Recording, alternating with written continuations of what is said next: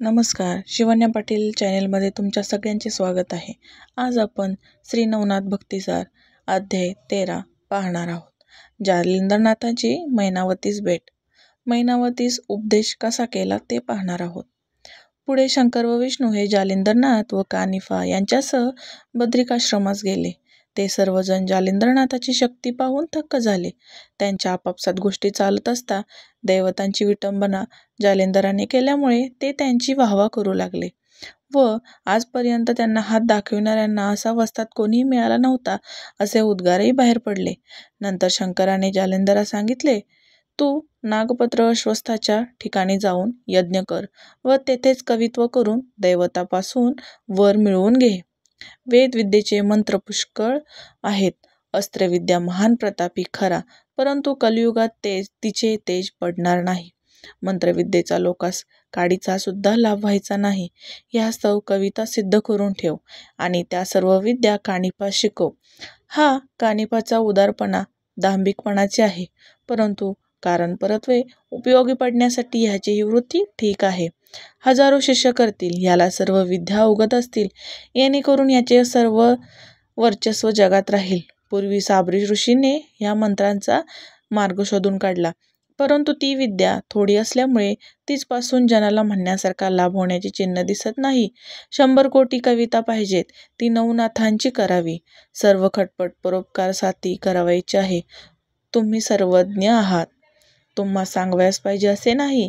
जारण मारण उच्चाटीकरण कविता करावी असे शंकराने जालिंदरनाथास सांगून कानिफांबद्दल 2 शब्द सुचवले की ह्यास तपास बसवून समर्थ कर. हे शंकराचे सर्व म्हणणे जालिंदराने मान्य केले.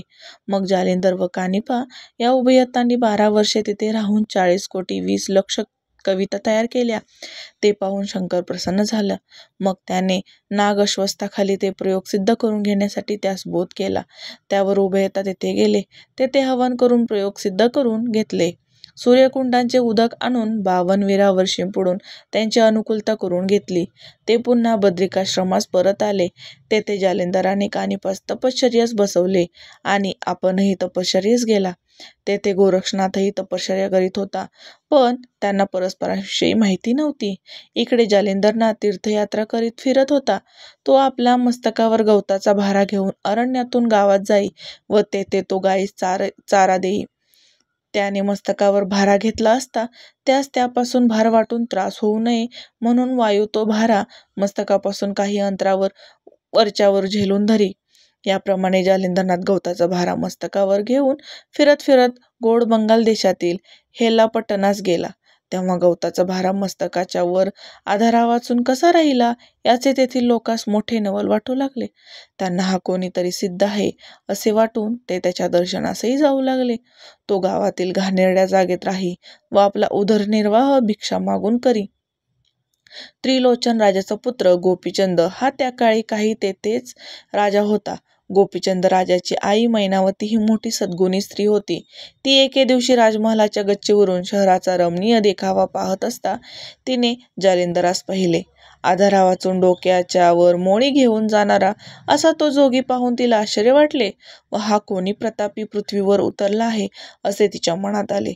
मग त्यास गुरु करून आपल्या देहाचे सार्थक करून घ्यावे असे तिने मनाचा निग्रह करून आपल्या दासीस बोलावले.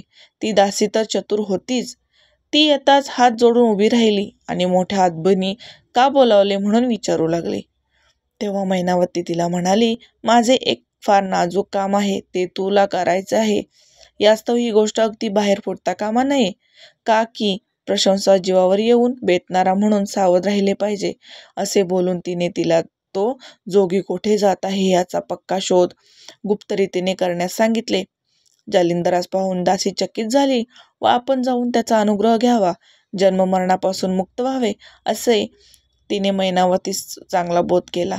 नंतर तो जोगी कोठे उतरतो ते ठिकाण पाहण्यासाठी ती दासी त्याच्या पाठोपाठ चालली. अस्तमान झाला तेव्हा एका घाणेरड्या ठिकाणी निवांत जागा पाहून जालिंदर वस्तीस राहिला. ते ठिकाण दासीने परत येऊन मैनावतीस सांगितले. मग मैनावतीने एका ताटात फळफळ लावत व पक्वाने घेतली. अर्धरात्रीच दासीस बरोबर घेऊन ती जालिंदरनाथाजवळ गेली. तेव्हा तो ध्यानस्थ बसला होता. त्या दोघीजणी त्याच्या पाया पडून हात जोडून उभ्या राहिल्या. त्यावेळी मैनावतीने त्यांची पुष्कळ स्तुती केली. मैनावती गेलेली स्तुती जालिंदराने ऐकली, पण तिचा निग्रह पाहण्यासाठी त्याने तिचा पुष्कळ छळ केला. तो तिच्यावर रागाने दगडफेकी, शिव्या देई. मैनावतीने धैर्य खचू दिले नाही. ती त्याच्या विनवण्या करीतच होती. याच्या हाताने जरी मरण आले तरी मी मोक्षात जाईन अशी तिची पुरेपूर खात्री झाली होती. म्हणून त्याच्या छळणुकीचे तिचे मन किंचित सुद्धा दुखावले नाही. मग तू कोणाची कोण व येथे येण्याचे कारण काय, म्हणून त्याने विचारले. तेव्हा ती म्हणाली, योगीराज, महाप्रतापी त्रिलोचन राजाची मी कांता आहे, परंतु त्यास कृतांत काळाने गिळून टाकल्यामुळे मी सांप्रत वैधव्य दुःखसागरात बुडून गेले आहे.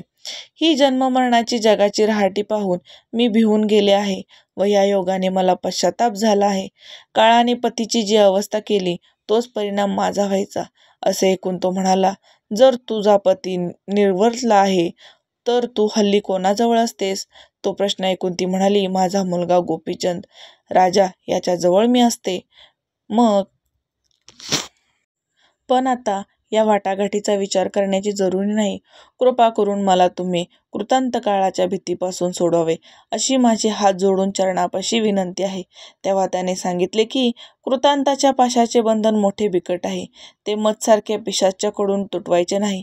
यास्तव तू येथून निघून जा, आणि जर ही गोष्ट तुझ्या पुत्राच्या समजण्यात आली तर त्याच्याकडून मोठा अनर्थ घडून येईल.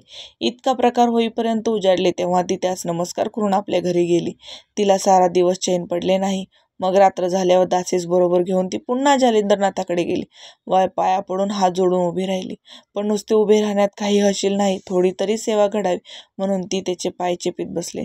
नंतर सूर्योदय होण्याची वेळ आली असे पाहून त्यास नमस्कार करून आपल्या घरी गेली. अशा रीतीने 6 महिन्यापर्यंत जालिंदरनाथाची सेवा केली. एके दिवशी फार काळोख पडला. अशी संधी पाहून मैनावती त्याचकडे म्हणाली. त्याने एक माईक भ्रमर उत्पन्न केला व आपण गाढ झोपेचे ढोंग करून स्वस्थ घोरत पडला. तो भ्रमर तिच्या मांडीखाली शिरला व त्याने तिची मांडी फोडून रक्तबंबाळ केली. तरी तिने आपले अवसान खचले नाही. असा तिचा दृढनिश्चय पाहून जालिंदरनाथाने प्रसन्न होऊन मंत्रोपदेश केला. तेणेकरून तिची कांती दिव्य झाली.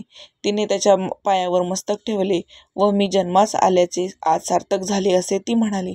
नंतर त्याने संजीवनी मंत्राची तिच्या देहात प्रेरणा केली. तेणेकरून मैनावती अमर झाली. जसा रामचंद्राने विभीषण अमर केला तद्वत जालंधराने मैनावती अमर केली. पुढे तिची भक्ती दिवसेंदिवस अधिक वाढू लागली. श्री स्वामी समर्थ. श्री मच्छिंद्रनाथाय नमः. नवनाथ कथा संग्रह अध्याय 13 संपन्न.